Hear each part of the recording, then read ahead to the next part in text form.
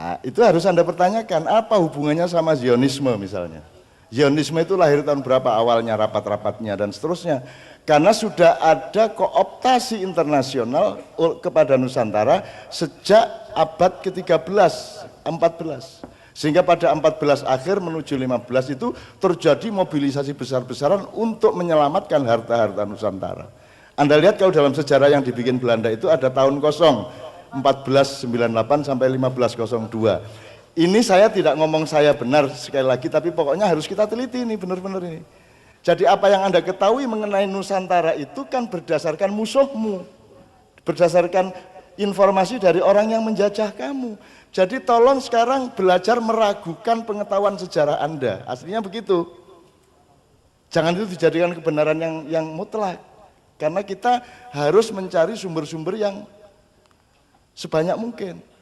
Karena sekarang Leiden juga sudah putus asa membaca buku-buku Nusantara, nanti akan dikembalikan ke sini karena mereka bacanya nggak bisa tuntas karena ada password yang mereka nggak bisa cari. Password itu coding, kode-kode, nah rajah itu kode dan seterusnya lah. Pokoknya saya ingin mengatakan kepada Anda diperlukan ekstra penelitian terhadap masa silam Indonesia yang bernama Nusantara itu supaya kita tahu ke depannya bagaimana. Nah, metodologinya adalah Anda mendengar kesenian, Anda melihat politik, Anda mempelajari hukum atau apapun dalam masyarakat, itu Anda harus punya cara berpikir yang berlaku komprehensif.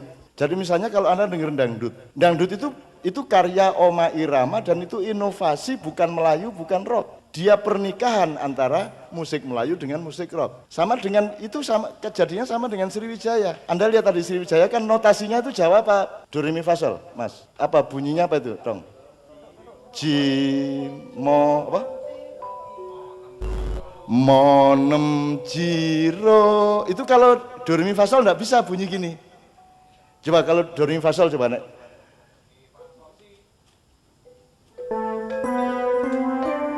Enggak bisa.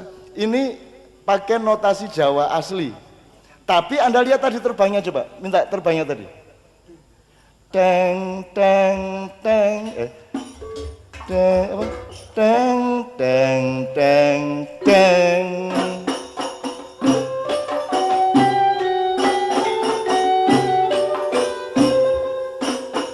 Nah, oke. Anda tahu itu bunyi kendang mana?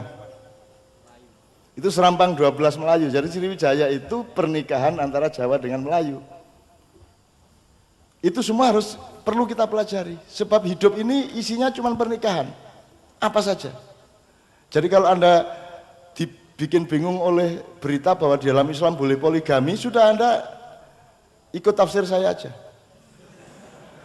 Poligami itu artinya ada 4 macam pernikahan dan 4 wilayah pernikahan yang harus Anda tempuh. Bukan kok duwe bojo papat.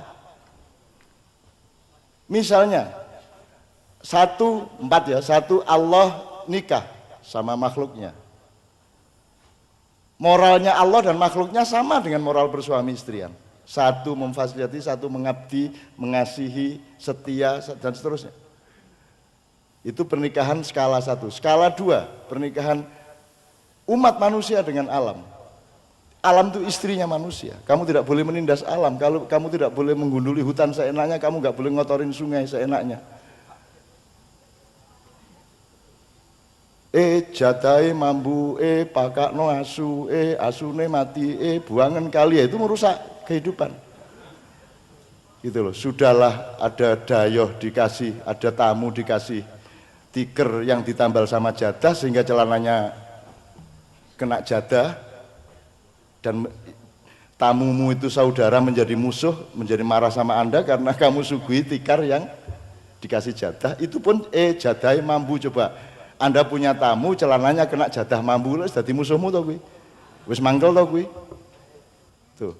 Itu pun terus jadai mambu pakakno asu. Loh, coba sudah kehilangan saudara sesama manusia, sekarang cari musuh baru yang namanya asu. Ning ndi ana asu gelem mangan jadah? Apalagi jatah mambu. Jadi kita melakukan kesalahan kepada manusia, melakukan kesalahan kepada binatang, kemudian guangen kali akhirnya batang asu dibuang ke sungai. Kita menghancurkan lingkungan hidup. Masa ke imam sing nek umbah-umbah ning kali Njur kesenggol batang asu. Kowe ngapa to rene le ngono jare Imam. Ayo padha-padha kanca ya nyambangi kan gitu kan. Gitu Mas ya. Ini soal cara berpikir. Kalau kita tidak mau asik dan nikmat di situ, ya Anda jangan bercita-cita apa-apa. Kita terusin saja. Kalau Anda meneruskan Indonesia yang seperti ini, saya mohon dengan sangat, jangan belajar jadi orang baik. Jangan belajar jadi orang jujur. Hancur kamu nanti. Jangan belajar jadi orang sportif. Anda harus curang, Anda harus kejam, Anda harus tega, Anda harus pinter ngerampok. Anda harus pinter ngikut, meskipun teman separtai, hancurkan dia. Betul enggak?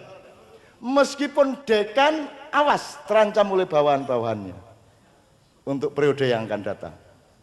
Betul enggak? Di Indonesia Anda harus kejam. Jangan jadi orang baik di Indonesia, hancur kamu nanti.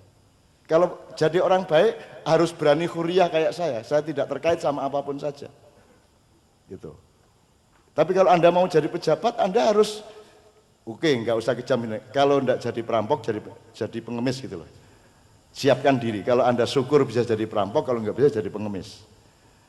Puncaknya karier dokter itu jadi staf menteri kan begitu. Dan untuk itu kan Anda harus ngemis-ngemis. Kalau kebetulan yang laku nanti UGM. Terus nanti UI enggak pernah, kalau di bidang hukum UI berkuasa. Untuk jadi ketua KY segala macam nanti UI yang akan berkuasa, tidak mungkin dari Unpad dari mana-mana. Nah kita harus jadi pengemis dan perampok kalau nerusin Indonesia, atau terusin Indonesia tapi dengan watak Nusantara juga tidak masalah gitu loh. Karena orang Indonesia sekarang tidak mengerti bahwa yang ternikmat dalam hidup adalah berbuat baik dan bekerja sama. Dengan musikalitas tadi kita coba melatih pernikahan supaya Anda ngerti bahwa hidup itu nikmat. Ini demi ulang tahun kawin lari kami ya, 18 tahunnya lalu ya. Maka saya ngomong jadi Allah sama makhluknya, manusia sama alam, pemerintah atau raja dengan rakyatnya itu nikah.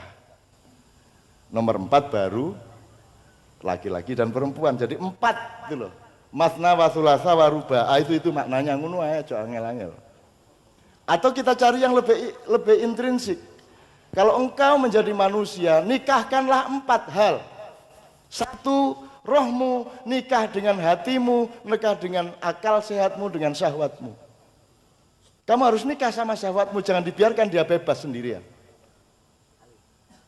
Jadi ada pernikahan gini, Anda punya kehendak. Kalau kehendak Anda baik, itu biasanya dia dipengaruhi oleh regulasi akal pikiran. Kalau kehendak Anda buruk, berarti ada pengaruh dari bawah, dari syahwat. Semua yang sifatnya syahwat itu bersifat api, kalau dari atas dia bersifat kayu, logam, atau air, atau udara. Di sini udaranya. Ini kalau pakai tradisi Cina dan Jawa. Anda tahu bedanya kayu sama api. Kalau hukum itu padat ya Pak Kamal ya. Hukum padat. Kalau hukum masih ditafsirkan berarti dia masih lemah. Pra-peradilan yang satu menghasilkan A, yang satu menghasilkan minus A. Di Jakarta sama di Purwokerto, itu berarti dia belum padat, masih bisa ditafsirkan. Hukum harus padat, karena dia bersifat kayu atau logam. Kalau syahwat, itu tidak padat, kecuali pas berlaku. Pas digunakan. Kamu nggak senyum berarti suci kamu. Ya. Radikal dia. Pas gitu ya. Tetapi sifatnya syahwat ini, syahwat itu bukan hanya seks itu part of syahwat. Syahwat itu maksudnya segala energi pada manusia yang sifatnya api. Maka puncaknya adalah nar atau neraka. Yang selain itu, di garis lain, di kutub lain dia menjadi nur. Jadi ada bedanya nar sama nur. Nar itu api yang berkuasa, maka dia nar pakai alif. Kalau nur itu api yang sudah dijinakkan, ditaklukkan dan dikendalikan, maka alifnya menjadi wawun nur. Lho iki wong Arab iki gak iso nafsirno ngene iki. Iki kudu wong Jawa sing pekok ngono kae, itu sembarang diothak-athik. Lho beneran itu nar nur itu sama, huruf anunya sama, epistemologinya sama. Kalau nar itu Anda dikuasai oleh api. Ngerti bedanya api sama logam? Gini, kalau Anda ingin misalnya menyiram Mandala Krida, Anda butuh berapa drum air? Kan harus sekian truk toh, untuk nyiramin itu harus sekian truk, betul enggak? Atau kalau Anda bikin level di Stadion Mandala Krida, kan butuh sekian truk untuk bawa kayu. Tapi kalau Anda ingin membakar, bawa apa? Wes gak apa-apa wes. Nggak kene ceklek wes obong. Jadi api itu bahaya, hati-hati. Tapi jangan dibunuh api. Nah salahnya banyak orang-orang Islam yang ahli fikih ini membunuh api. Jangan dibunuh api itu dikendalikan. Maka nikah opsinya, gitu loh. Nah, jadi menikahkan rohmu, yaitu tajallullah, Allah yang bertajalli padamu, itu merupakan satu cuatan, bukan butir, bukan apa, enggak bisa disebut, enggak ada satuannya. Rohnya Allah menjadi rohmu. Nah dia kemudian mengawini tiga yang lain, yaitu syahwat, kolbu, dan akal. Manajemen kolbu ini kijane asli nih, gitu ya. Belum lagi kalau diterjemahkan secara sosial, kalau nanti kamu nikah, yang nikah bukan hanya kamu dengan istrimu, keluargamu ikut nikah secara sosial budaya. Di dalam dirimu, kamu sebagai makhluk pribadi harus nikah dengan kamu sebagai makhluk sosial. Tidak boleh pribadi tok atau sosial tok. Harus kedua-duanya. Nah ini variabelnya banyak sekali, tapi prinsip dasarnya adalah kita harus menemukan metodologi dan outline atau bagan-bagan supaya kita memahami. Gampangannya kalau saya langsung ke shortcut ke hukum, Pak, Indonesia ini tidak bisa, secara teoritis gampang beresinnya asal ada pemimpin yang memenuhi tadi. Dia adalah manusia hukum, tapi dia sudah memiliki setting yang bagus karena dia adalah juga makhluk manusia akhlak atau moral. Manusia moral tidak akan kokoh kalau dia bukan manusia takwa. Jadi roh, energi, materi, gampangannya begitu. Roh itu takwanya, energinya itu akhlaknya atau moralnya, materinya itu hukumnya. Hukum harus material. Makanya kalau ada tuntutan kan materi hukum, tidak energi hukum atau roh hukum, tidak ada. Dalam pengadilan kata roh itu tidak ada kecuali terdakwanya namanya nadroh. Baru disebut roh. Gitu ya teman-teman sekalian, jelas ya? Jadi nanti akan meneliti ya Sriwijaya ya. Jelas ya? Oke. Sekarang saya kasih satu lagu lagi Mbak Fia sama Mbak Haya. Please Haya kalau masih bisa kesini lagi, would you please? Bismillah, bisa ya Haya ya? Bisa kok. Oke, nyanyi bareng-bareng, siapa yang akan maju kita nyanyikan lagu kakaknya Haya. Anda mikir lagi nih, kalau lagunya kakaknya Haya ini lagu Nusantara apa Indonesia, atau ya lagu Indonesia dengan sikap Nusantara atau bagaimana? Lagunya seperti yang Anda ketahui bersama Sebelum Cahaya. Insya Allah 10 tahun lagi kita mulai memancar. Dan kita bukan memimpin dunia, kita menjadi perahunya manusia seluruh dunia. Kita tampung di dalam perahu Nuh yang sama. Itu, maka kembalilah menjadi dirimu, kembalilah ke karakter Nusantara, marilah kita membangun kepribadian sebagaimana judul pada malam hari ini. Yuk, bismillahirrahmanirrahim, siapa singkatnya melok Sebelum Cahaya. Mbak Fia sama Bu Haya, Bu Fia sama Mbak Haya di sini, Mas Islam, Mas Imam bisa maju ke depan. Yuk, siapa yang akan maju ikut nyanyi Sebelum Cahaya, Mas? Tafadhol.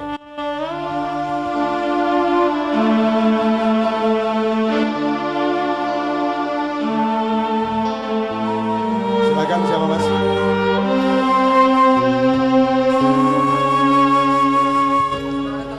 Ku teringat hati yang berkabut mimpi, kemana kau pergi cinta, perjalanan sunyi yang kau tempuh sendiri, kuatkanlah hati cinta, ingatkan kau kepada embun pagi bersahaja yang menemanimu sebelum cahaya. Ingatkan kau kepada angin yang berhembus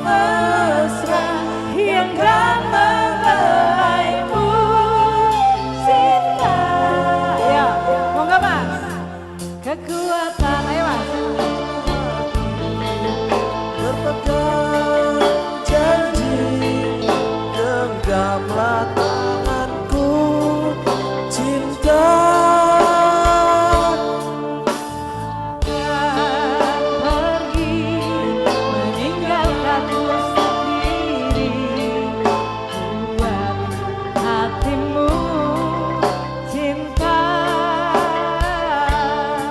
Ingatkan kau kepada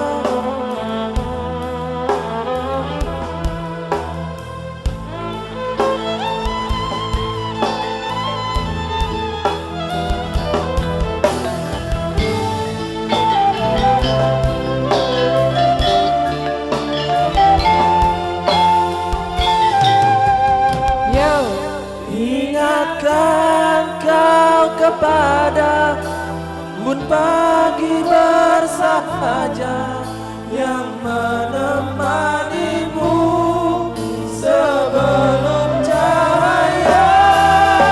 Ingatkan kau kepada angin yang berhembus mesra yang akan membelaimu cinta.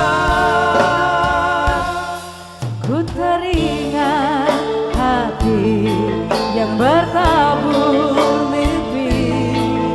Kemana kau pergi cinta? Perjalanan sunyi yang kau tempuh sendiri. Kuatkanlah hati cinta.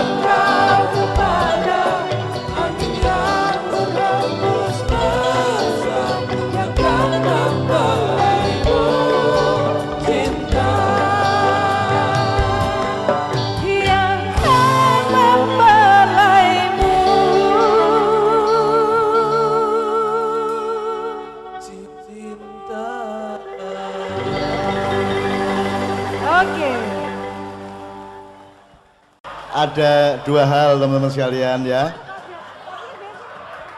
Tenang. Ini yang ditakuti oleh Amerika, yang disegani oleh Jepang, Korea, dan yang dihormati oleh Eropa. Karena pemerintah boleh diremehkan kalau pemerintah Indonesia itu tidak ada maknanya apa-apa di dunia. Tapi kalau rakyat Indonesia itu dia bisa gembira dalam penderitaan.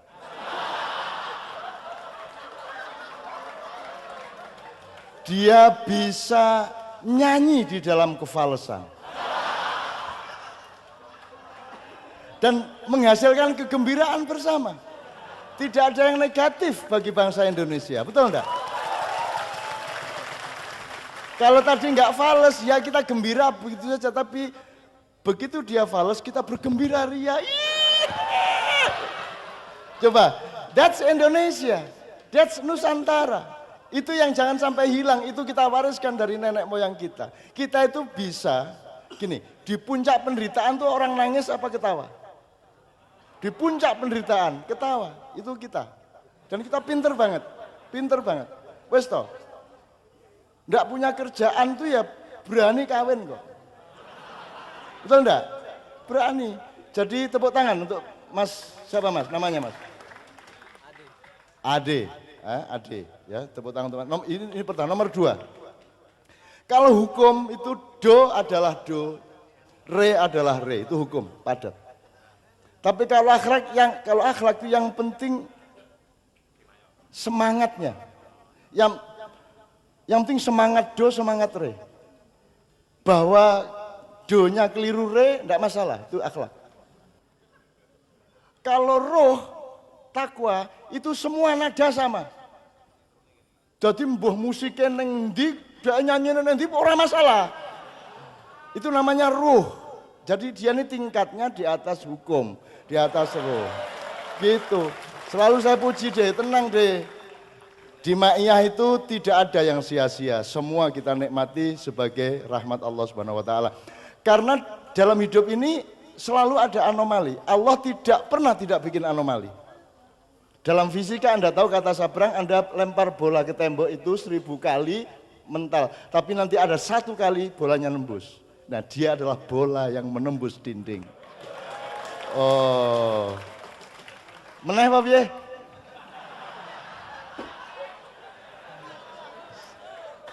Ya tapi tolong ada satu lagi sing kira memenuhi hukum ya, yang taat hukum, yang taat hukum. Aku minta satu lagi yang taat hukum, rek saya ayo rek sing. Cuma nadanya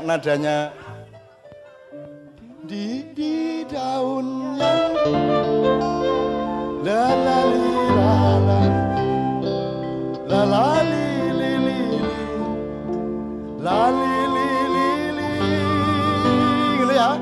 Ah, itu taat hukum. Gue rasa taat hukum, gue wis merdeka wae. Karena menurut Pak Dekan wajahmu wajah huriyah. Dan seneng loh, cacai malah gue absurd, malaikat bingung di piye nyatute iki. Ya Mas, siapa lagi maju satu nomor lagi, setelah itu kita mohon beliau-beliau untuk merespon tadi. Ya, siapa satu lagi tolong please, bisa Mas, bisa Mbak. Ya silakan Mas. Awas nek ora taat hukum gue. Awas nek ora taat hukum.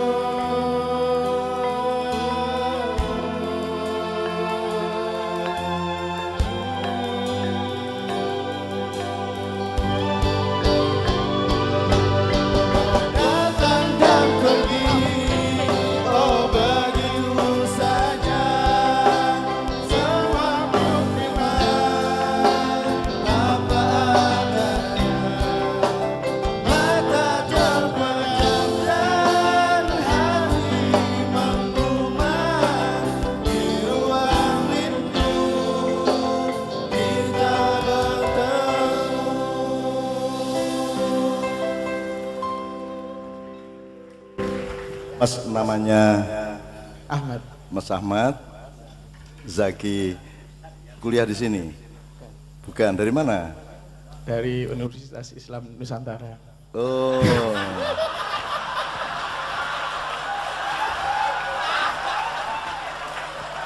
Ya, coba Anda percaya kecerdasan manusia Nusantara.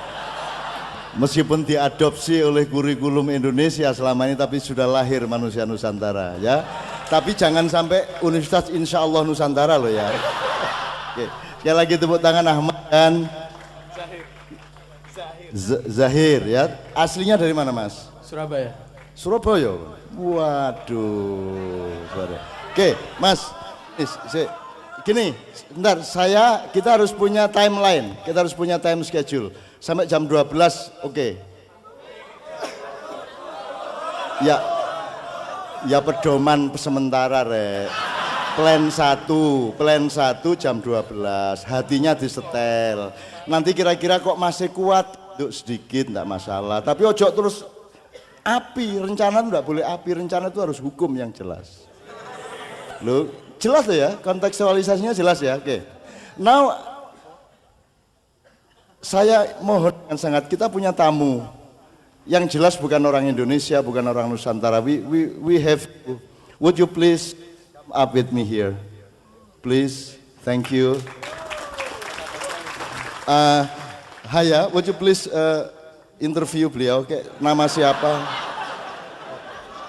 Please. Daripada saya keliru-keliru bahasa Inggrisnya kok. Ayo, with this.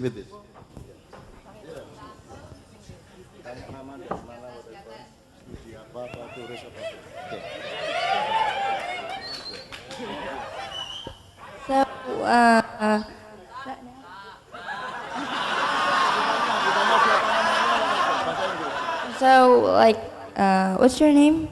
My name is Brian. And where are you from? I'm from the United States. So, which part of the United States? I'm from the South, Texas. Texas. Texas Fried Chicken. Ora Texas Fried Chicken. Oh, jadi jualan ayam Mas ya?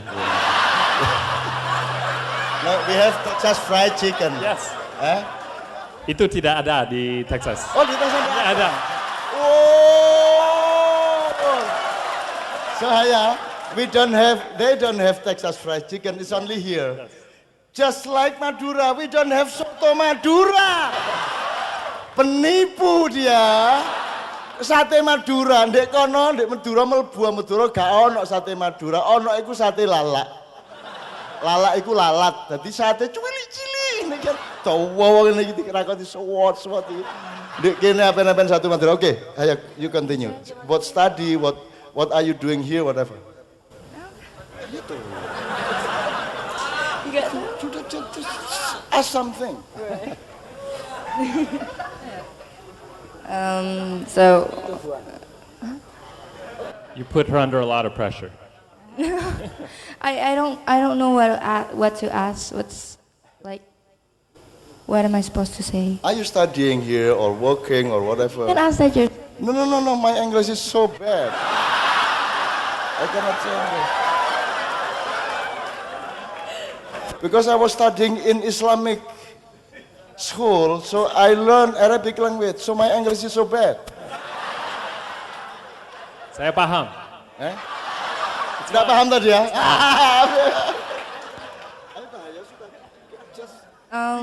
like Be free. Come.